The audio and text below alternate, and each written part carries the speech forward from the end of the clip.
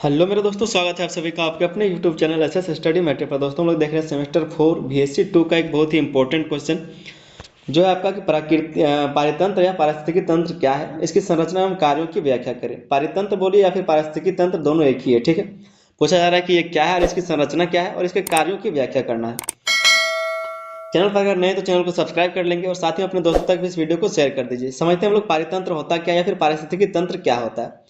अगर एक बोलचाल की भाषा में इसको आप समझना चाहें तो इस तरह से समझ सकते हैं कि ये एक प्राकृतिक इकाई होता है। ठीक है, जिसमें क्या होता है, किसी भी एक खास क्षेत्र में कई सारे जीवधारी जो होते हैं, कई सारे जीव जो अपने अजैव पर्यावरण के साथ मिलकर क्या करते हैं, तो जैविक इकाई बनाते हैं। उसी को हम लोग कहते हैं पारितंत्र या फिर पारिस्थितिकी तंत्र, जिसको आपने बचपन में भी पढ़ा होगा, जिसको आप फूड चेन कहते थे कि छोटा जीव बड़ा जीव छोटे को खाता है, फिर उससे छोटा छोटा, इस तरह से जो छोटा रहता है उसको बड़ा खाता है, जो उससे बड़ा रहता है उसको खाता है, जो उससे बड़ा रहता है उसको खाता है, पेड़ पौधा को खाता है। तो इस तरह से जो फूड चेन आप पढ़े थे बचपन में, वही चीज ये भी आज हम लोग इसको विस्तार से जानेंगे। ठीक है, तो वीडियो को आप लोग अंत तक देखिए, बहुत ही अच्छे से आपको समझ में आ जाएगा। और बाकी किसी भी आपको विषय में ये सब क्वेश्चन पूछा जाए तो आप आराम से इसको लिख पाएंगे। तो वीडियो को आप लोग को अंत तक जरूर देखना है। आइए समझते हैं इसके आंसर को। लिखा पारितंत्र की अवधारणा। इसके अवधारणा को समझते हैं कि क्या कहने का मतलब है, क्या चाहता है पारितंत्र। ठीक है, पारितंत्र एक प्राकृतिक इकाई है जिसमें जैविक और अजैविक घटक परस्पर क्रिया करते हैं। जो जैविक है या फिर अजैविक है, दोनों परस्पर क्या करते हैं, क्रिया करते हैं और ऊर्जा का प्रवाह होता है। यह पर्यावरणीय प्रणाली पौधों, जानवरों, सूक्ष्म जीवों और मिट्टी, जल, वायु तथा प्रकाश के बीच संतुलित संबंध स्थापित करती है। ये सारी चीज मिलकर क्या करते हैं, परस्पर क्रिया करते हैं और साथ रहते हैं। ठीक है, उसी को कहा जाता है पारितंत्र। आगे हम लोग समझेंगे कि इस प्रणाली में हर जीव एक निश्चित भूमिका निभाता है। पौधे जो ऊर्जा का मुख्य स्रोत होते हैं, इसे सूर्य के प्रकाश से प्राप्त करते हैं और इसे खाद्य श्रृंखला के माध्यम से अन्य जीवों तक पहुंचाते हैं। पारितंत्र प्रकृति की मूलभूत इकाई है जो जीवन की स्थिरता और पृथ्वी पर संतुलन बनाए रखने में सहायता करती है। पारितंत्र क्या है, तो जीवन की जो मूलभूत स्थिरता है उसको बनाए रखता है, मूलभूत जो इकाई है उसको बनाए रखता है और साथ में जीवन की स्थिरता और पृथ्वी पर संतुलन को बनाए रखने में सहायता करता है पारितंत्र।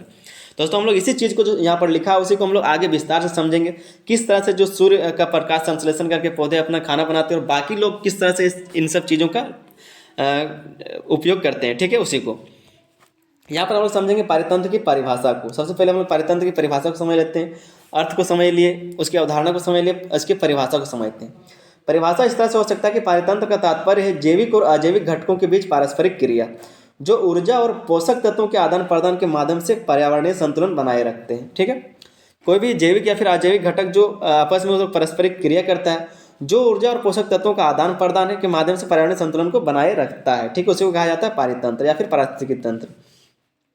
इसी के बारे में अर्नेस्ट हेगेल के अनुसार वे क्या कहते हैं, अर्नेस्ट हेगेल क्या कहते हैं कि पारितंत्र उन जैविक और अजैविक घटकों का समूह है जो आपस में क्रिया करते हुए जीवन के लिए आवश्यक पर्यावरणीय परिस्थितियों को बनाए रखते हैं। जीवन के लिए जो आवश्यक पर्यावरणीय परिस्थिति उसको बनाए रखता है।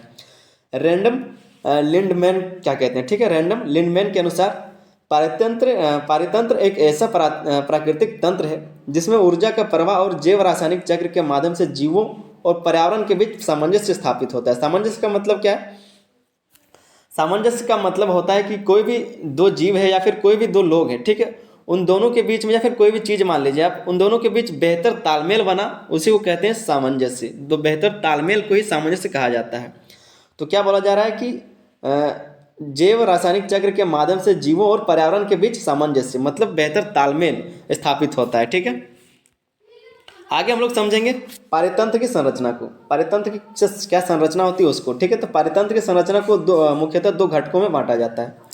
घटक किसको कहते हैं, तो आपको हो गया बनाने वाला। ठीक है, मतलब जो बनाता है या फिर जो सहजता है उसको। ठीक है, तो उसको कहते हैं घटक।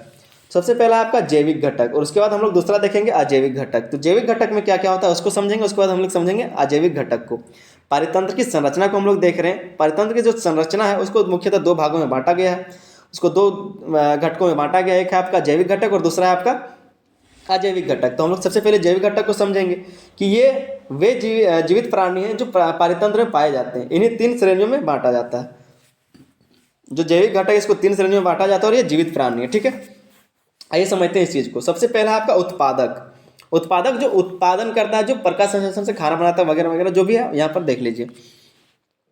तो ये पौधे शैवाल और साइनोबैक्टीरिया जैसे जीव होते हैं जो प्रकाश संश्लेषण के माध्यम से सूर्य की ऊर्जा को भोजन में परिवर्तित करते हैं। भोजन और ऊर्जा का मुख्य स्रोत है। उसी को कहा जाता है उत्पादक जो खाना बनाता है, मतलब कि जो प्राकृतिक जो सूर्य का प्रकाश है उसको संश्लेषित करके क्या करता है, खाना बनाता है और उसके माध्यम से ऊर्जा का भोजन में परिवर्तित करता है और भोजन को ऊर्जा का मुख्य स्रोत कहा जाता है, ऊर्जा का मुख्य स्रोत है।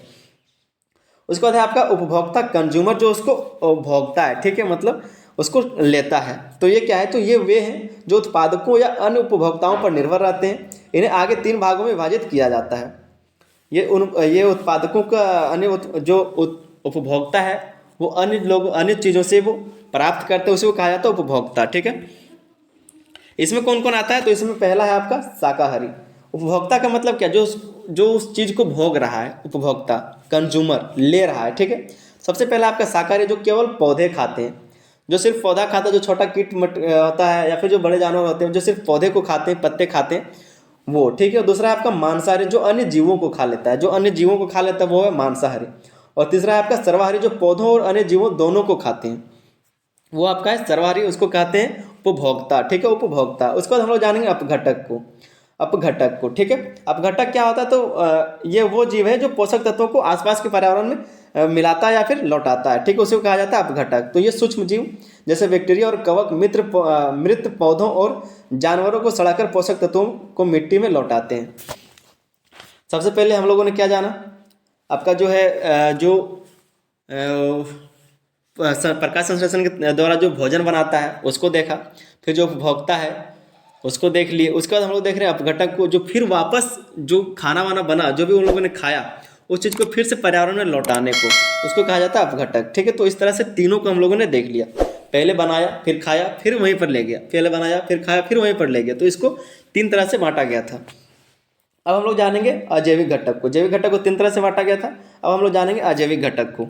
तो ये वे भौतिक और रासायनिक घटक है जो पारितंत्र को प्रभावित करते हैं। इनमें प्रमुख है, ये वे भौतिक रासायनिक घटक है जो पारितंत्र को प्रभावित करते हैं। जैसे कि अभी हम लोग देखेंगे पर्यावरण में क्या क्या होता है, ठीक है। तो ये कुछ प्रमुख है, जैसे कि आपका है सूर्य का प्रकाश, तो जो ऊर्जा का मुख्य स्रोत है, जैसे सूर्य का प्रकाश हो गया, ये क्या है, तो अजैविक घटक है।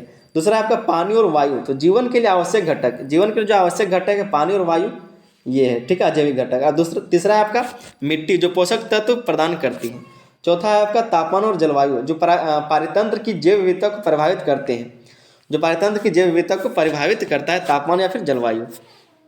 दोस्तों हम लोग यहाँ से जानेंगे पारितंत्र के कार्य को। अजैविक घटक में क्या क्या आता है, तो सूर्य का प्रकाश, पानी, वायु, मिट्टी, तापमान, जलवायु, ये सब आता है अजैविक घटक में। और जो आपका जैविक घटक है, जैविक घटक में क्या रहा था, वो सब जीव जो आपका मांसाहारी था, शाकाहारी था या फिर जो सर्वाहारी था, जो सूर्य के प्रकाश को लेके खाना बना रहा था, फिर उसको वो दूसरे कोई खा रहा था, दूसरे जीव उस पर निर्भर था, और जो सूक्ष्म जीव है उसको फिर से पर्यावरण में लौटाने का काम कर रहा था, वो था जैविक घटक, जो जिंदा था, जो जीवित प्राणी था। अजैविक घटक में कौन है, जो जीवित नहीं है, जैसे कि सूर्य का प्रकाश, पानी, वायु, मिट्टी, तापमान, जलवायु, ये सब, ठीक है। उसके बाद हम लोग जानेंगे पारितंत्र के कार्य को। इसमें क्या लिखा है कि पारितंत्र के विभिन्न घटक आपस में क्रियान्वित संबंध रखते हैं और विभिन्न कार्यों को पूरा करते हैं। ये कार्य निम्नलिखित है। ये कार्य क्या क्या है उसको हम लोग आगे देखते हैं। इसका सबसे पहला कार्य है ऊर्जा प्रवाह, ठीक है। तो पारितंत्र में ऊर्जा का प्रवाह एक दिशा में होता है। सूर्य से प्राप्त ऊर्जा पौधों द्वारा भोजन में बदली जाती है। यह ऊर्जा शाकाहारियों और फिर मांसाहारियों तक पहुंचती है। ऊर्जा का कुछ हिस्सा प्रत्येक स्तर में खो जाता है। ऊर्जा का प्रवाह कैसे होता है, तो क्या होता है कि जो सूर्य का प्रकाश है उसका संश्लेषण करके क्या होता है, भोजन बनाया जाता है। और उसके बाद यह ऊर्जा शाकाहारियों, जो मतलब पेड़ पौधा खाता है, तो प्रकाश संश्लेषण के द्वारा पेड़ पौधा जो भोजन बनाया, और वो भोजन जो है आपका पेड़ पौधा में रहा, और पेड़ पौधा को खा लिया जानवर जो पत्ता खाता है।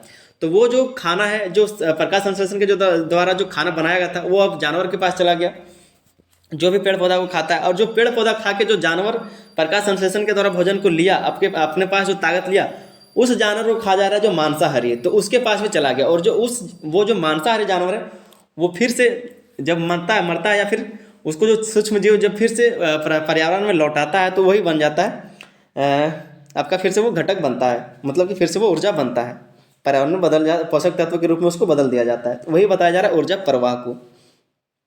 दूसरा पॉइंट है पोषक तत्वों का चक्र। तो पारितंत्र में पोषक तत्वों का चक्र, जैसे नाइट्रोजन चक्र, कार्बन चक्र और जल चक्र सुनिश्चित करता है कि पर्यावरण में पोषक तत्वों की आपूर्ति बनी रहे। अपघटक मृत जीवों को विघटित करके पोषक तत्वों को मिट्टी में लौटाते हैं। यहाँ पर आप देख सकते हैं अपघटक जो है, अपघटक का मतलब क्या होता है, जो अपने आसपास के पर्यावरण में फिर से जो आपका तत्व है, पोषक तत्व, उसको लौटाने वाले को कहा जाता है अपघटक। लेकिन जो विघटित है, विघटित का मतलब क्या आता है? विघटित का मतलब होता है नष्ट किया हुआ या फिर जो विभक्त हो गया उसको फिर से लाना, विघटित करना। ठीक है, विघटित करके पोषक तत्वों को मिट्टी में फिर लौटा दिया जाता है नष्ट करके। तो आपका तीसरा जो पॉइंट है वो है खाद्य श्रृंखला और जाल। तो पारितंत्र में जीवों के बीच भोजन और ऊर्जा के आदान प्रदान को खाद्य श्रृंखला कहते हैं। इसमें विभिन्न ट्रैफिक स्तर होते हैं। जब विभिन्न खाद्य श्रृंखलाएं आपस में जुड़ती हैं तो खाद्य जाल का निर्माण होता है, खाद्य जाल का निर्माण होता है। वही आप फूड चेन जो बचपन में पढ़े थे, ये वही है। चौथा पॉइंट है जैव विविधता का संरक्षण। तो पारितंत्र विभिन्न प्रकार के जीवों को रहने और विकसित होने का अवसर प्रदान करता है। यह प्रजातियों के विलुप्त होने से बचने का सहायक होता है। पांचवा पॉइंट है पर्यावरण संतुलन बनाए रखना। तो पारितंत्र पारिस्थितिक संतुलन को बनाए रखने में सहायता करता है। यह विभिन्न गैसों की मात्रा को नियंत्रित करता है, जैसे कि ऑक्सीजन और कार्बन डाइऑक्साइड। पर्यावरण संतुलन भी बनाए रखता है कौन? तो पारितंत्र। फिर हम लोग देखेंगे पारितंत्र के महत्व को। पारितंत्र के कुछ महत्व हैं, क्या क्या महत्व है पारितंत्र के, उसको देख लेते हैं।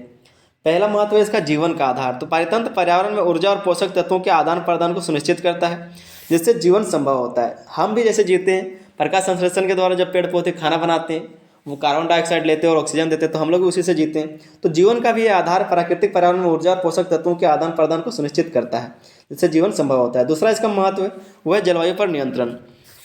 तो कार्बन डाइऑक्साइड और ऑक्सीजन का संतुलन बनाए रखने में सहायता करता है। कार्बन डाइऑक्साइड और ऑक्सीजन का जो संतुलन बनाने में ये अपना महत्वपूर्ण भूमिका देता है, योगदान देता है। तो जिससे क्या होता है, जलवायु पर भी नियंत्रण रखा जाता है। इसका एक महत्व है पारितंत्र का। तीसरा इसका महत्व है प्राकृतिक संसाधन प्रदान करना। तो यह लकड़ी, जल, भोजन और औषधीय पौधों जैसे संसाधन प्रदान करते हैं। प्राकृतिक संसाधन प्रदान करता है पारितंत्र, या लकड़ी को, जल, भोजन और औषधीय पौधों को संसाधन प्रदान करता है। चौथा पॉइंट है, चौथा महत्व इसका पारिस्थितिक सेवाएं। तो यह जल शोधन, मृदा संरक्षण और परागण जैसी सेवाएं प्रदान करता है। इसके बाद एक छोटा सा इसका निष्कर्ष को देख लेते हैं, महत्व को देख लिए। इसके बाद एक निष्कर्ष को देख लेते हैं। निष्कर्ष में आपको लिखना है कि पारितंत्र प्रकृति की एक जटिल लेकिन संतुलित इकाई है, जो जीवन को बनाए रखने के लिए आवश्यक है। यह जैविक और अजैविक घटकों के बीच परस्पर क्रियाओं का परिणाम है।